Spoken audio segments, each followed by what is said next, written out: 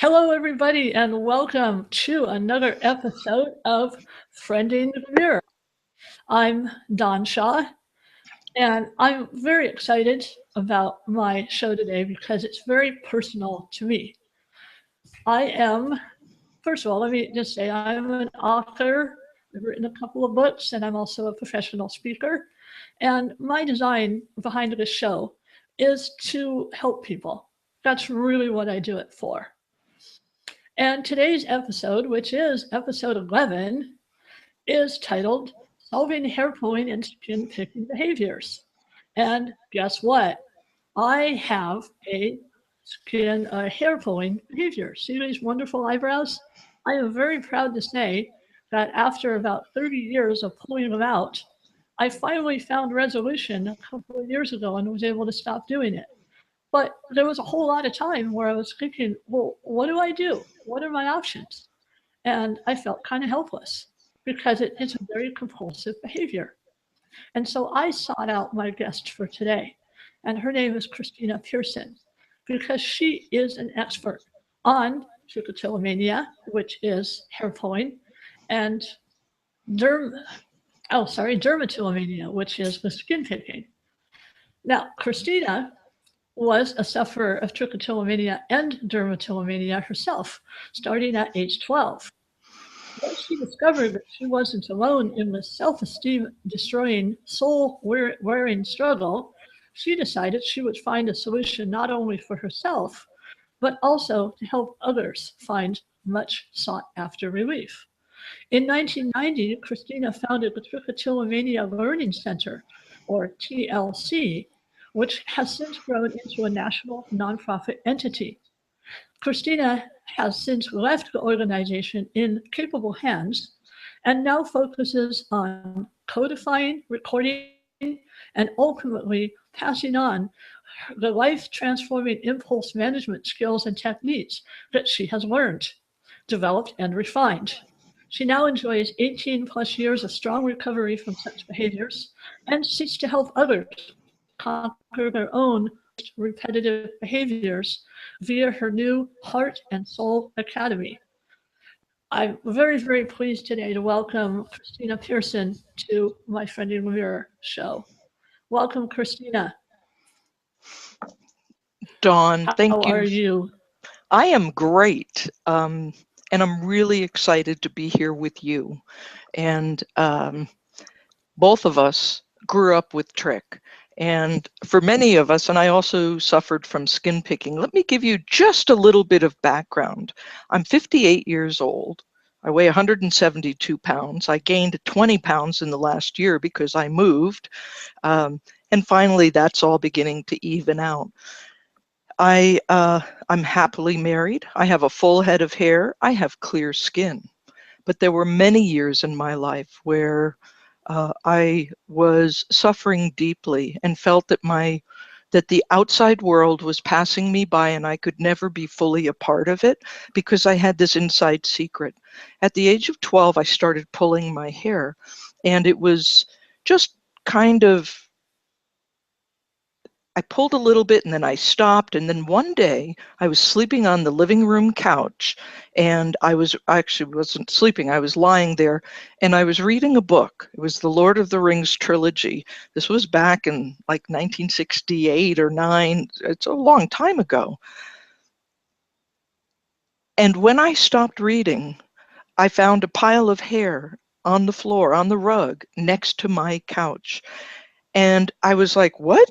And then I was like, oh my God, it's like the memory of it just kind of came back. I wasn't even aware of it when I was first doing it. Well, that led to 21 years of deep suffering.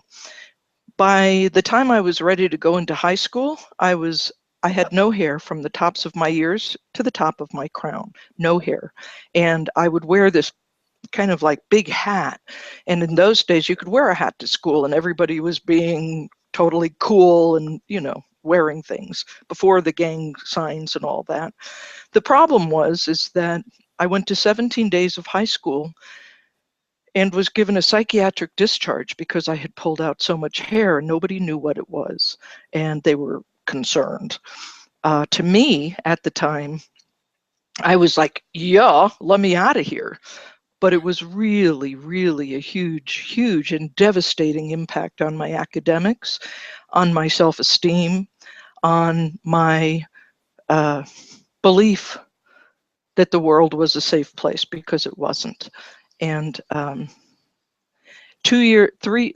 was 14. A year later, I started picking at my face. I was in a public restroom, and all of a sudden I saw like a blackhead on my face, and oh my God, it just had to go. Well, I ended up staying in there, pinned to the mirror for 30 minutes, and my friend was outside, and he's pounding on the door. "Carl, are you okay?"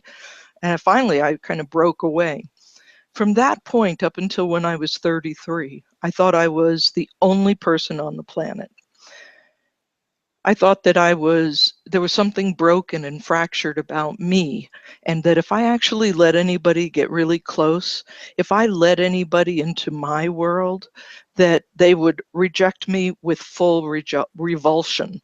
And so the sorrow that began to develop was excruciatingly permeated through everything that I did. I'm a brilliant woman.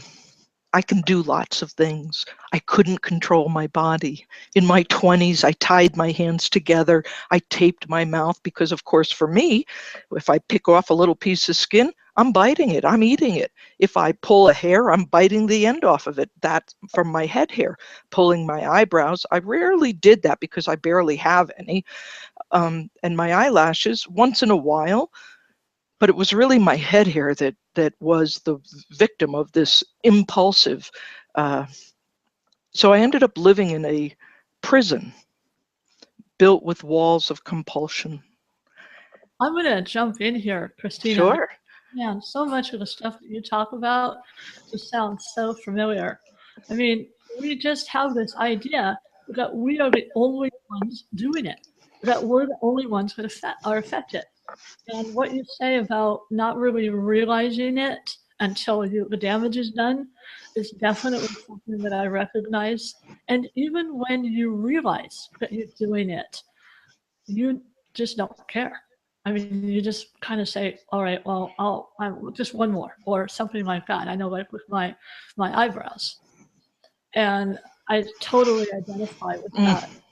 Know that I actually wrote a blog not too long ago, and this is just to give an idea of how many people are affected by this type of compulsive behavior. And I wrote a blog. It was one of my early blogs, and it was basically called "How a Rubber Donkey Saved My Eyebrows." In fact, I brought him with me today because what I did is I used as something to do with my hands. And this poor little guy has like, super glue holding his ears on because I would just mutilate him. And that was one of the techniques that I used to distract myself from doing it. But what my point was simply this: that blog is actually my most popular blog. I have had more comments, more responses, more cries for help, basically, from that blog of people. It's like, I do this. What do I do to fix it? The distractions just don't work for me. I mean, I tried blog, so I know exactly what you mean. And I do find it interesting that you actually literally got kicked out of school. So how did you recover from that? If they wouldn't let you go to school, what did you do? I left. And I'm not going to get into the whole bits of my story because I want to jump ahead. I really just shared that piece to qualify myself from the inside out as someone who has walked the path of severe pulling and severe skin picking. I spent hours in my, yes? Yes, the incredible and the self-esteem, the wearing that it does on you. Yes. So let me jump ahead. I did a lot of traveling. I got into drugs. I got into alcohol. At the age of 30, I got sober in a medical facility. And that was a transformation in my life. I'm so grateful because what I did during my 20s, I discovered that if I drank enough gin right before I went to sleep, I mean, enough to black out and knock myself out. I wouldn't pull her pick, because I was spending anywhere from 2 to 6 hours a day involved in these behaviors. This is in my 20s. I ran a little telecommunications business. I had 14 employees. I looked good on the outside, but inside I was shattered. So jumping ahead so here I'm 3 years sober, and I have this recognition because I'm doing what I'm supposed to do. I'm living life sober. I'm taking care of loose ends. But because I was no longer self-medicating, my hair pulling and skin picking skyrocketed, and I began to have open sores on my face, open scabs on the back of my head. I was missing about 45% of my head hair, and I covered it with scarves and tied it up because I was not about to go buy a wig because I was too embarrassed to go into a wig store. Well, I had this recognition. I had this horrible binge, and the next morning I woke up and I was crying, and I got on my knees, and I just was in a state of surrender, I would say, a state of surrender. And I realized in that moment that this was my life. This was the truth of my life. I had other things in my life, but this was a core issue in my life, and I was no longer going to hide it. And that decision changed the rest of my life. I didn't stop me from the behaviors, but I actually went to some people that I knew, and we were sharing, and I said, I do this thing and I don't know what to do about it. I didn't even know they had names yet. Well, after I shared, a few people came up to me and said, I do that. A woman came up to me and said, I've been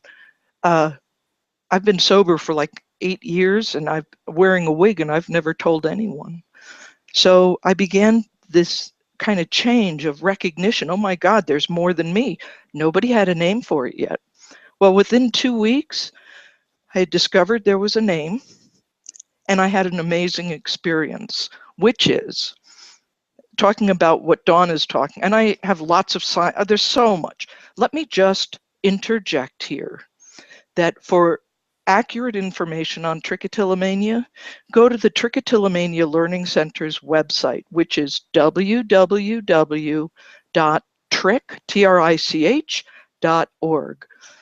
In 1989, I discovered that people had this thing, and I had this overwhelming recognition that, oh my God, I was really grandiose in thinking that my pain, my isolation, my weariness from this disorder was worse than anybody in the world. I felt like I was so special with my pain.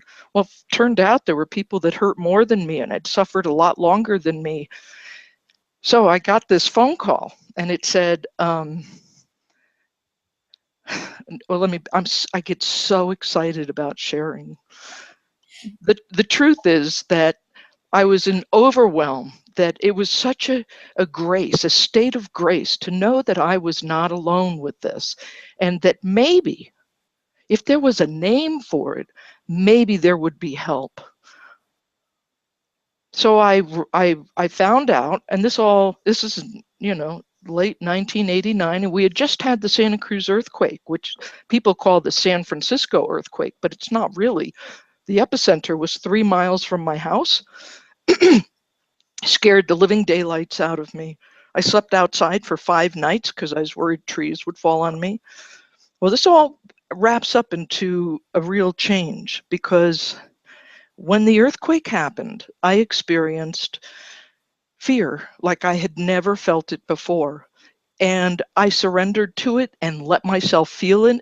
And I began to rejoice in the freedom of being absolutely terrified without guilt tripping myself, because I wasn't supposed to be afraid. I wasn't supposed to, you know, whatever. I should be strong, and I wasn't. And all of a sudden, that was fine. Well, the darndest thing happened. I called a local OCD group and I said, you know, I pull my hair. Can I come to your meeting? I didn't even get into the skin picking yet. And the woman says, well, hair pullers don't do that well in our meetings. We've had a few come, but maybe you want to start your own group. I said, okay, great. Any hair pullers that call you, have them call me. So I gave her my number. Well, a week later, I come home, listen to my messages, and there's one on there that says, Christina, my name is Janelle Fiorito. I work for KOMO Channel 4 News, and we're doing a show in Seattle, excuse me, on trichotillomania. And we understand you might be somebody who could talk about it. I was like, oh my God, how did they, first of all, how did somebody in Seattle find out my worst life secret? And how did they get my number? Well, it turns out they had called the Obsessive Compulsive Foundation, National Organization for OCD, who had called their OCD support group leaders. The woman, Audrey, in the Santa Cruz area had immediately given my number because she was like, here's a hair puller, here's her phone number. 3 days later, I flew up to Seattle, terrified. Me and 2 other women met for the first time, and we were sitting in the little room before we go on stage, and it was really kind of interesting because we were arguing about how truthful to be. Do you eat your hair? Do you do this? Do you do that? And people were saying, and the 3 of us were saying, well, I'll share on this, but I don't really want to go that far. And what I said was, if they ask me, I'm going to answer. I'm tired of not being real. And sure enough, of course, they asked. But what happened, this was a little live show called Northwest Afternoon, and you could call in and your call could be heard on air. But what happened was all their lines lit up. People were calling, getting on air and sobbing and crying. And I began to like have this change happen inside me, like my heart opened in this incredible way. When I flew home that evening, there were 600 messages for me to respond to, because I had blithely brought up a number and said, here's a Trichotillomania hotline. I had no idea. I spent the next week calling everybody back. This is important because it talks about the community, okay? It cost about $1,000 on my phone bill. I had to make payments, but it was the best money I'd ever spent. Better than therapy, better. I had tried lots of therapy. Anyway, out of that experience, it put me in a very altered state of awareness, because all of a sudden I was hearing my life experience out of all these different mouths, and something catalyzed in me, because when I found out there was a name, I actually went into a 3-day rage because I was so furious. What do you mean they've known there's a name for this for over 100 years? What the hey? And you mean there's no treatment? Nobody's doing anything? Nobody's even interested? They think we're kind of out of our minds? I knew I was sane. I knew I was a good person. I knew I had problems, but no more than the average person, in my opinion. So I made the decision. After kind of having a vision, something happened where I just kind of saw this whole thing that was so beautiful. I decided, okay, it's about love. It's about love. Love is going to rise to meet the need. And so I opened the Trichotillomania Learning Center, and I called it that because I wanted the acronym of TLC, because I understood from my experience that it was going to be love that would manifest in multitudinous ways to meet the needs of our community. I spent 20 years working on validating the disorder. We got we got skin picking into the DSM-5, which is the manual that all doctors, it's kind of like a doctor manual for insurance numbers. And I loved. It was so much of an honor to do the work of creating TLC and then expanding it. And there were years where, oh my God, it wasn't, people thought I was crazy, but I wasn't. So during that time, and I'm going to let Dawn ask her questions here in a minute, during that time, I also saw significant other needs that were not being met. And I kind of had understood when I started TLC, because it's a nonprofit, which is operated as a trust in behalf of the community it serves. I knew that it wasn't mine and that I would eventually have a second career.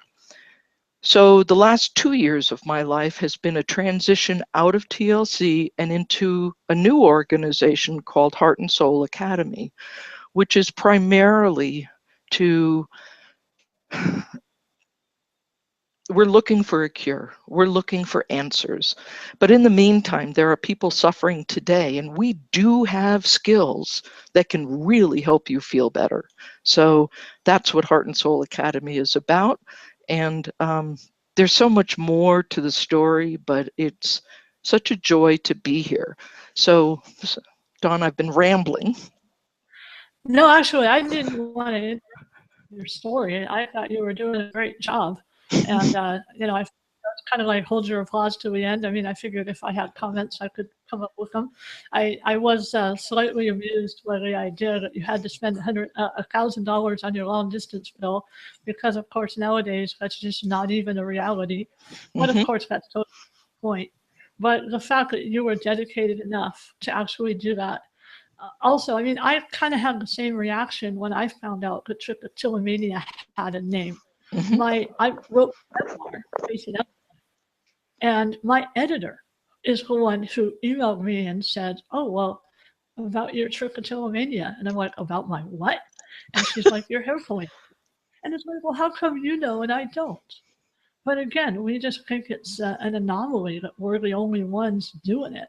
And I just wanted to share something real quick, actually, because I hope this is not too hard to see. But this picture was taken in 2009, and it kind of illustrates. I mean, I always used eyebrow pencil to color in where my eyebrows were missing. But I want you to kind of focus on what's real hair and what's eyebrow pencil, and try not to focus on the cat. She's a wonderful cat. If you notice, I have these little puffs over my eyes because I never ever pulled them all the way out. And I actually got pretty good at penciling them in, but you can tell that this was actually after a pretty severe case because I had almost nothing else. I had these little tufts. Yes. Yeah, for me, I found they were stress related. Like I used to work in video editing. Anytime I spent a lot of time with the computer, I mean, I've written 2 books, so you can imagine. I mean, but thankfully, by the time I wrote my second book, I pretty much figured out how to not do it. For me, it was the distraction of, oh, hang on a second. I got to figure out how to get back to me here. There we go. All right. I hit the wrong button. I'm like, okay, now how do I get back to beautiful face with my full address? Yes. So to continue, because Christina's doing such a phenomenal job. So I wanted to ask her, now BFRB is a term that you're using for body-focused repetitive behaviors. Is that your term or is that an official term? I don't know who really originated it. I'm going to give credit to Dr. Fred Penzel because he was the first one who actively used that in a way to publicize the disorder. And he is a wonderful cognitive behavioral therapist located in Huntington, New York. And he has a number of staff people there that are very, very good at treating these types of problems. First of all, the name Trichotillomania was incredibly offensive because mania, we're not crazy. The word itself, tricho, means hair in Greek. Tillo is from the root of tillene, which is to pull, and mania is, of course, obsession or frenzy, kind of obsessive kind of energy. And then there's I didn't look at it as being, I don't take it as offensive at all because I don't look at it, I just look at it from the obsessive point of view. And that is definitely, I mean, it is obsessive behavior. But right, look at it Yes, as maniac, crazy. But I personally didn't find it offensive. I was just glad it had a name, frankly. sure. I was like, oh my God, it's got a name, but oh, what a horrible name. And that was the opinion of most people, at least in the early years. Now that it's become much more well known, people don't have that much of a reaction to it because kind of like becoming part of our part of our average language. But it was a problem because if you told someone in early 1990s that you had trichotillomania, they were like, what? What? Oh, it sounds horrible. Can I catch it? Anyway, the important thing about it is that we did work hard for years to change the name. And what that resulted in, because the DSM-5, the Diagnostic Statistical Manual of Mental Disorders, that is used for assigning insurance numbers that allow people to get their claims paid. What it does is it kind of categorizes disorders, and skin picking used to be under what was called impulse disorders not otherwise specified. So it was an NOS disorder. And we did get them to name it. It's called excoriation disorder, parentheses, skin picking disorder.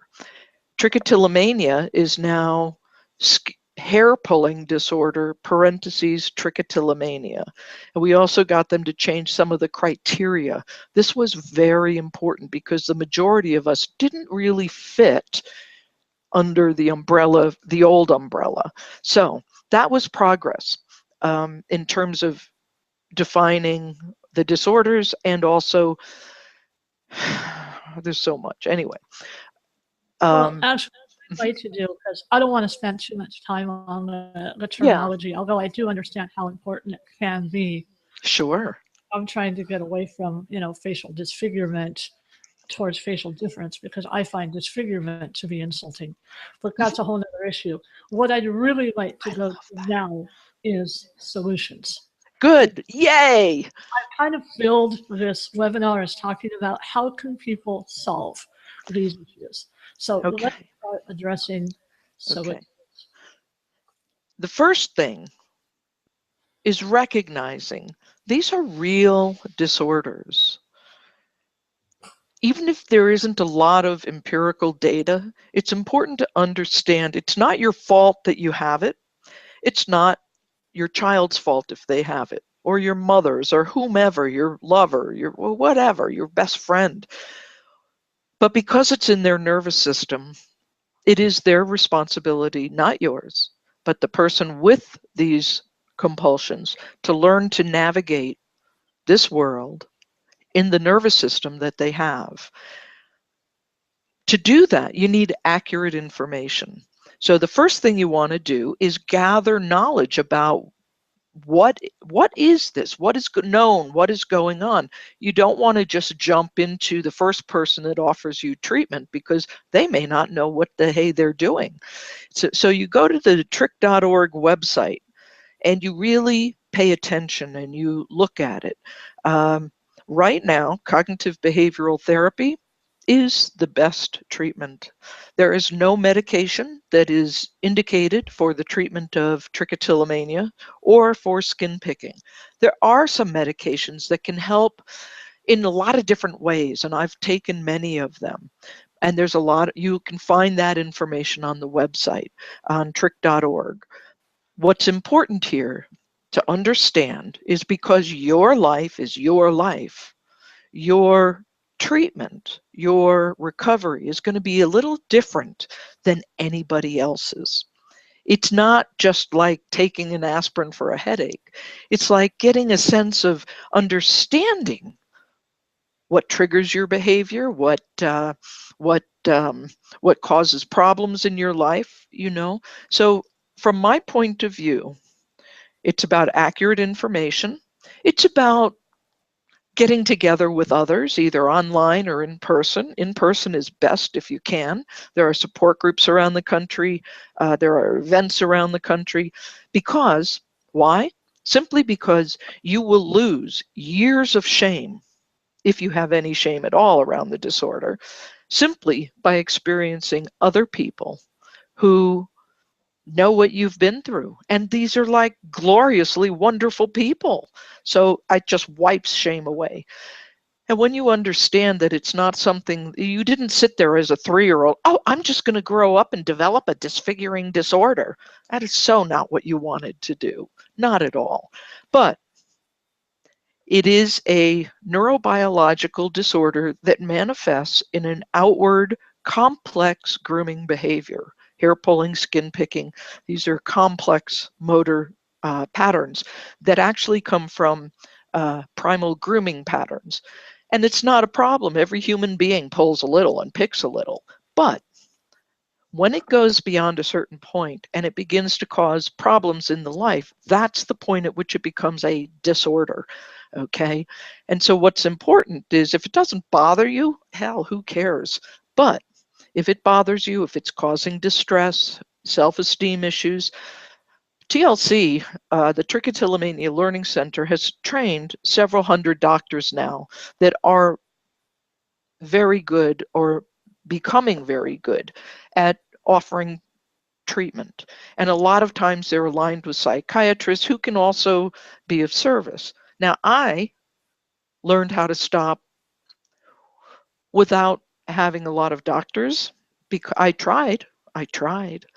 But essentially for me, it became a mindful process. It became a process of becoming more aware in the present moment of what was actually happening. And slowly, and I have this line that I love because it's the truth. First of all, many, many tiny changes over time become transformation.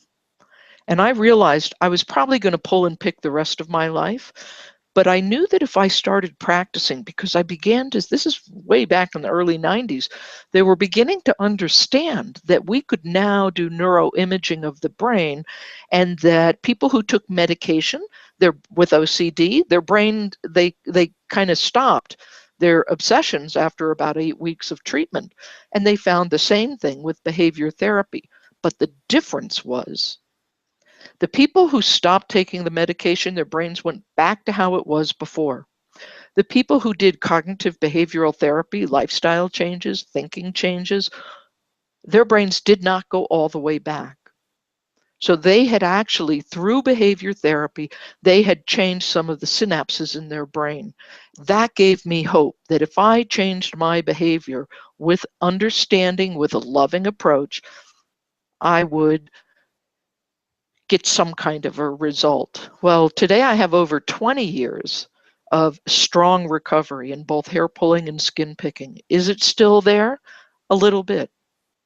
But I know what to do. I've only pulled my hair 3 times in 20 years, and each time taught me a lot. And here's a picture of just before I got married. Let's see here. This is a spot on the side of my head. I'm going to try to get that reflection out of there. I don't know how. Hold on. There. No, that's not better. But can you see it? Yeah. Yeah, see, those are my fingers. And what's interesting is, and I'll explain how I learned a lot from that. I had not pulled my hair in 2 years. I was getting married to a wonderful, wonderful man who also had trich and suffered greatly as a child. So anyway, 2 weeks before the wedding, I went in to get my hair cut, and I asked her to cut 1 inch off the bottom. She cut 4 inches. I was furious, and I was heartbroken because I had this vision of how my hair would be. Well, guess what? When she was done, she said, well, is it okay? I said, yes. And I put down a $10 bill as a tip. I went home. I was so angry. I started crying and crying. And then I started pulling, and I made this patch. Okay, which is it's a large patch. I made that in about an hour and a half. Wham, wham, wham, wham. And then my husband got home from work. I had been at work earlier in the day, but he got home from his job, and I told him what had happened, and he just, okay, well, what do you need? And I realized something. I realized that perhaps if I had been more direct when she asked me, is this okay? Maybe I wouldn't have gone home and felt helpless and powerless and angry and all those things and pulled my hair. I've never done that since. It's not always appropriate. You don't want to dump on people, but you do need to, in my experience, what I needed to learn was it was okay not to toe the line. It was okay to make a little wave. It was okay not to make somebody else feel better at my expense, because she didn't do. Go ahead. I just want to say, I want to jump in Yeah. because I want to share a little bit about my own situation. And I believe that what has allowed me to stop my behavior, and I call it, I kind of compare it a little bit to like alcoholism. You're always an alcoholic. It's not something that, it's always something that you have to be aware of. And I mean, I still pull, but I don't pull my hair out. I try to control it, unless it's like, you know, chin hair and facial hair. It's like I figure that's the game. So in some respects, I kind of use that as a distraction. But the eyebrows, if I find myself at my eyebrows, this sounds kind of funny, but I may pet them instead of pull them. And what I believe was able to help me, because even with the help of my little rubber friend, it wasn't able to go away completely. I kind of regressed a little bit, and then I was able to control it again. But I think it was changes in my life. That I was starting to, I had made a decision that I was going to be a happier person. Not that I wasn't happy before, but I'm really working with my professional speaking and my writing. I want to be a model for people with differences. And I knew that I had to change some things about my attitude, about life. And when I started making those positive changes in my life, and I'm not saying I'm there, I mean, Right. I still have my vices, but that's when I really started being able to take control. The key is about becoming who we really are. And that's kind of an odd statement, but it's about the understanding that, and what I see in the BFRB population is I see hypersensitivity. We tend to be very empathic. We tend to have boundaries that are easily overwhelmed, not only by our own sensations, but by other people's emotions and states of being. Until I used to not know where the boundary was between me and someone else, I had to learn. What's wonderful is that it's kind of like your life is like a mobile. And a wonderful therapist named Hugh Grubb gave me this model many years ago. Imagine a mobile. If you are going to take the hair pulling module off the mobile, everything else is going to go out of balance because everything is just balanced a certain way. But if you adjust the other pieces, all the pieces of your life, little by little, and then the hair pulling piece gets smaller and you remove it, you have a new paradigm, a new homeostasis.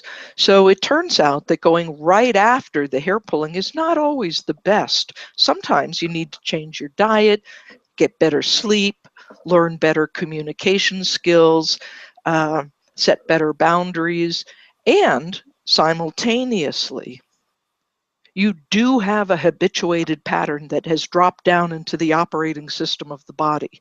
We behaved our way in, not meaning to, but we did. By doing it over and over and over, it tightly locked into your body. Even if your conscious mind wants to stop, your body doesn't. So you have to also behave your way out. And Dawn gave a good example using the donkey. And I have, I have tons and tons of tools, but there is a image. I don't know if I can show it to you. I might be able to by the end of our talk, but it is really very valuable. And it was developed by a Dr. Charles Mansueto, and it's called the SCAMP, SCAMP. And what it actually saved my life in many ways, because it taught me that I used to look for the one reason I was doing these behaviors. There is no one reason. It can be your environment, it could be your sensations, it could be emotional, you could be uncomfortable, you could be bored, it could just be habit. It could also be cognitive. Maybe you're trying to solve a problem, or you're like, trying to resolve something or study. Those types of thought forms trigger many people. I've spoken to many young people who have dropped out of college because they wanted their hair. They didn't want to pull out all their hair when they studied, and that's sad.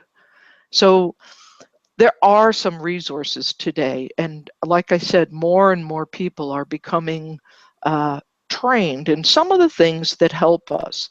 But most of all, you need to take some personal action steps. Understand that somebody else can't fix this for you. You're gonna have to do some footwork. Every now and then, it just goes away. That's great, but you can't expect that. It's not a good idea to expect that, and you don't want to be a victim to it either. You You know, I want want, yeah, go ahead. for a second. I know that some people, it's an addictive. It's not just compulsive, but it's actually kind of addictive. We want Very. to get addicted to the feeling because it's not really pain, but there's a sensation that goes along with the hair being pulled out. Sometimes it's painful, sometimes it's not. And I tell people that, like, when I started growing my eyebrows back, the first couple of weeks were the hardest because whenever you have what is essentially like scab or scar tissue, even if it's minor, it's going to itch. What do we want to do when it itches? We want to pull. Well, yes, but I'm going to just show you And a I'm going few to things. this went off camera, so I'm going to stay here and you can just look at my face. I'm back because I had to get my box of tools. And There actually, are many Christina, things. Yeah. have to kind of think about getting this wrapped up pretty soon because we're running a Okay. little long. And Okay. so one of the things I want you to transition into, you can finish your thought, but let's transition. I know you're working on some exciting projects. Yeah. So definitely want you to have time to talk about the things that you're working on now. So back to you, Christina. Thank you, Dawn. That is so loving. For 21 years while I was at TLC, I facilitated something called the TLC Retreat.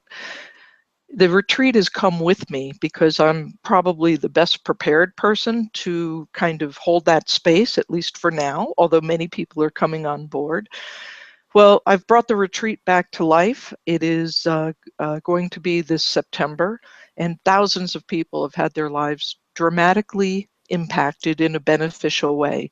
The TLC retreat is an opportunity to come together not only with a large community of hair pullers and skin pickers from ages 8 to 88, and there's a full program for kids, for teens, for young adults, for adults, skin pickers, hair pullers, parents, spouses, but you also come together with probably 10 to 15 of the world's very best, most knowledgeable, most well-trained professionals that volunteer their time to spend 3 days with us and do workshops, casual talks. It's just amazing. heartandsoulacademy.org is where you want to go. You have to write out the whole title. And the link is there if you want more information. She's got the link under her name, and there's also, I have it in a sticky note on the chat bar. Fabulous. And the other thing that I do is I teach classes, which will soon be under the Academy umbrella, but right now they're on my site, which is ChristinaPearson.com.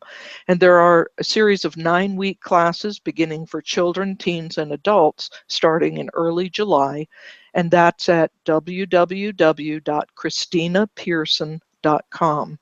And my contact information is available on Heart and Soul Academy. Feel free to call. As you can see, I have a whole bunch of information that I would be. And Yeah. also, just to jump in real quick, I want, if Yeah. anybody has any questions for Christina or myself or both of us, please go ahead and type that into the chat bar. I know there's a few people live on the call, so I would love to hear from you if you have any specific questions or issues.